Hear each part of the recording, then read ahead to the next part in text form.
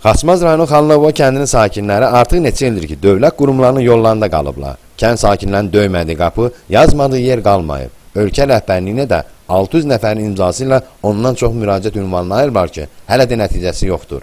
Xaçmaz rayon Xanlıqova kənd sakinləri üzləşdikləri ən əsas iki məsələ ilə bağlı şikayətlərinə baxacaq dövlət qurumunu axtarırlar. Birinci ondan başlayaq ki, son 10 ildir kəndə gedən yol bərbad vəziyyətdədir. Onu da bildirək ki, həmin bu yoldan 8 kənd sakinləri istifadə edir. Azaryol Servisin sədr müavini Vaqif Hacıyev tərəfindən. Azərbaycan Respublikası Nəqliyyat Nazirliyinin Xanlıqova kənd sakinləri adından Xanlıqova kənd yolunun təmirinə köməklik göstərilməsi barədə ünvanlandırdığınız, müraciətinizə qaldırdığınız məsələyə aidiyyəti üzrə Nazirliyin Azaryol Servis Açıq Səhmdar Cəmiyyətində baxılmışdır. Bildiririk ki, sözü gedən avtomobil yoluna nəqliyyat vasitələrinin normal hərəkəti təmin etmək məqsədi ilə təmir işlərinin aparılması barədə müvafiq tapşırıq verilmişdir. Heç bir nəticəsi yoxdur. Yazmışıq prezidentimizə. Azərbaycan Respublikasının prezidentinə Xanlıqova kənd sakinləri adından 200 nəfər qol çəkib. Neçə illərdir müraciət edirsiniz, nəticəsi yoxdur. Görürsünüz hamısı buradadır. Hələ qaza bir yazmışdıq. Azalqaz İstehsalat Birliyinin sədri Elman Abbasov cavabı gəlib ki, 2013-cü ildə qazlaşma gedəcək. Ancaq bugün 5-ci ay gedir. Hələ ki, heç bir nəticə yoxdur. Məktubu dünən göndərmişik. Özdə bir şey nəzərinizə çatdırım ki, Xaçmaz mərkəzi poçtu məktubları qoymur getsin şeyə. Dəfələrlə mənim kvitansiyalarım var, məktublar gedib çatmır mərkəzə. Necə baş verirsiniz? Veririk, məktubu göndəririk, kvitansiyanı alırıq. Vəssalam itdi batdı məktub. Yoxdur nəticəsi. Özdə bu təzəlliklə baş verir. Xaçmaz rayon mərkəzindən 20 kilometr aralıda yerləşən bu kənd yolu ilə hələ də bir nəfər olsun rayon rəhbərliyi ya da hansısa bir məmur yolunu salmayıb. Bu kənddə yolla bağlı problemə görə maraqlı bir deyim də var. Ölüxana. Daha dəqiq desək, yolun bərbad olmasından yaranan tibb məntəqəsi məsələsi. Burada tibb məntəqəsinə ölüxana deyirlər. 20 kilometr rayondan aralı deyə zülüm çəkir buradan biz rayona gedib gəlince. Bir xəstə skor gəlmir bura. Gəlmir. Bir nəsər gəlmir, yol yoxdur orada. İndi yağışda sən gəlirdin, muhurların içindən maşının içinə su vurur. Orada keçəydin, görəydin nəzərlər. Kənddə tibb məntəqəsi yoxdur. Nə tibb məntəqəsi, şey məntəqəsi var. Nədir ona? Ölüxana var. Ölür, qalır burada, şey yox. Skor yox, tibb məntəqəsi yox. Ölür, batırıq ölüxanaya. Mediyalarımız yoxdur. Bir dənə oradan göndərsinlər, mediyalar gəlsin. Belə şeylə biz, kimlik bura baxan yoxdur. Bura, qapışı uçotdan gəlib köçsünlər, yaxşı. Azərbaycanın uçotunda yoxdur. İmriliyə çarxı kəsib, sovetlik var ha. O bura uçotdan çıxartır. Ancaq yeməyə gəlir bura. Gəlsin ondan pendir, mendir, pul, yıxsın, geçsin. Yol da əsas. Yəni yol problemi tibin qədər yoxdur. Siyah şəhər hansı bir insan, yəni bir xəstələndə və yaxud bir sancısı tutanda, halı vəziyyəti pisləşəndə. Maşın varsa aparacaqsan, yoxsa burada öyle qalır. Buralı rayon kənddə elə bir şey yoxdur. Ancaq xəstəmizə apararsan gəlir. Burada nə skoru gəlir, nə bir şey. Niyə gəlmirlər? Yola görə, yol probleminə görə. Deyir, nə səvə 20 kilometrdir. Lap gəlsin də skoru gəlsin də 1 saatlıq yolu ya 2 saata gəlir, 3 saata gəlir. Ondan da gələndən sonra nə olur? Onun səhərdən şəxsi maşını var, aparmayanda da qaldı elə belə. Burada nə tibb məntəqəsi yoxdur, nə skoru gələn şey yoxdur. Şəxsi maşında sən hələ belə müharisə aparacaqsan. O birisi sənə aparanda bir sənə yapacaq, 15 manat aparacaq. Sən gecən vaxt, bəlkə heç yoxundur sənə aparma. Yəni burada nə tibb məntəqəsi yoxdur, nə şey yoxdur, yol tutar.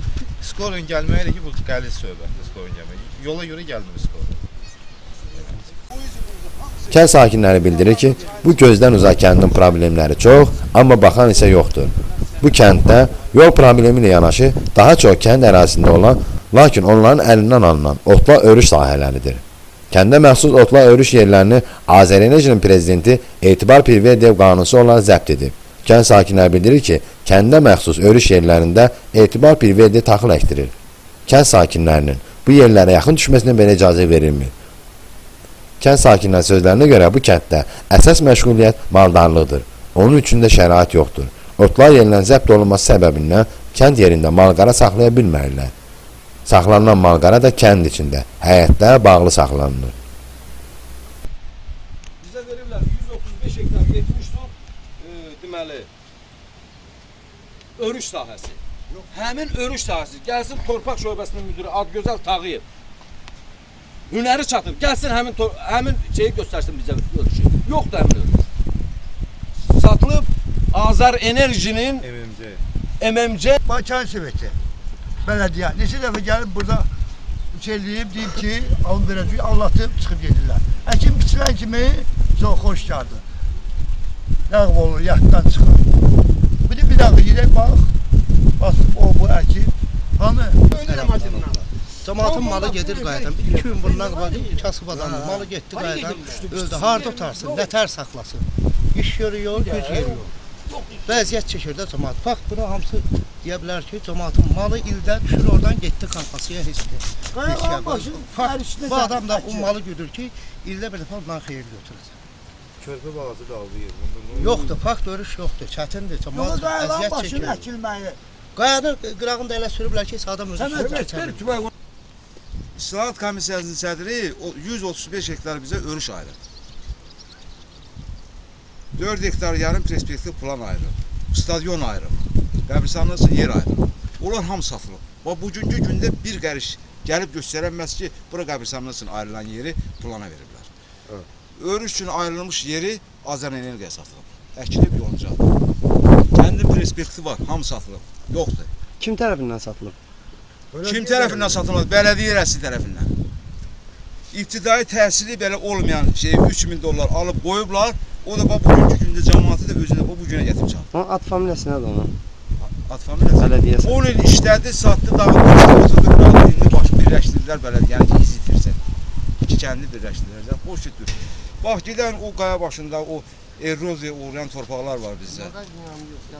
Yalnız əkinə qadağan zona. Buraxıblar 50 metr qayanın hündürlüyü var. Əkilib, soğuk 3 hektarlarla, 5 hektarlarla torpaqların eroziya var.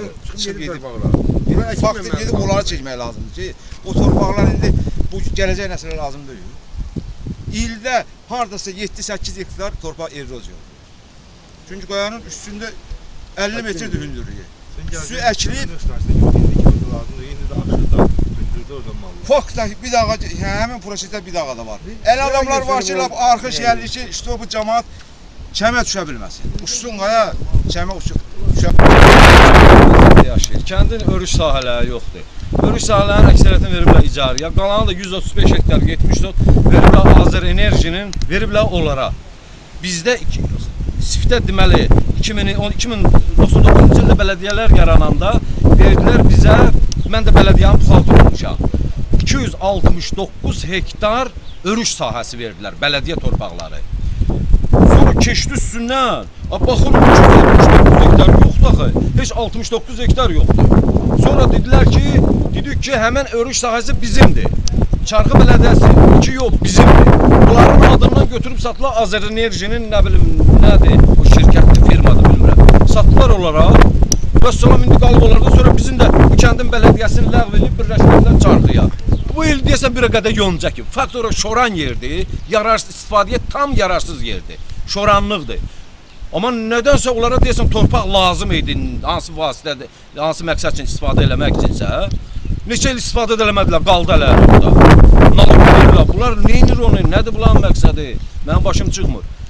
İndi də ki, qalıb Çarxın bələdiyyəsində birləşdirdilər ora, indi də ki, qalıb həmin örüş sahələri kimi orada, yonca sahəsi əkiblər, mən inanmıram orada heç nə şordur. Azər Enerjinin o torpaqları, bizim örüş sahəmizi alıb, istifadə elədiyinə görə, örüş sahəsi əslində əhalinin razılığıyla verilməlidir.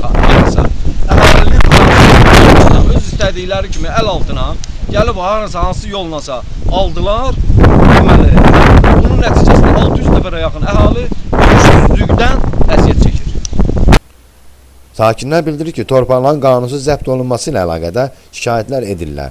Sonra isə yerli sakinlərə hər vasitə ilə təzyiqlər olunur ki, şikayətlər edilməsin.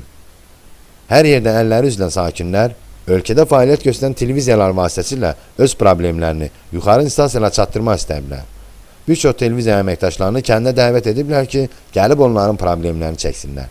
Paytaxt televiziyalardan və rayonda fəaliyyət göstərən TV-lərdən kənd sakinlərinin problemlərini dəfələrlə çəkib, amma heç vaxt bu kənd haqqında efir heç nə verməyiblər.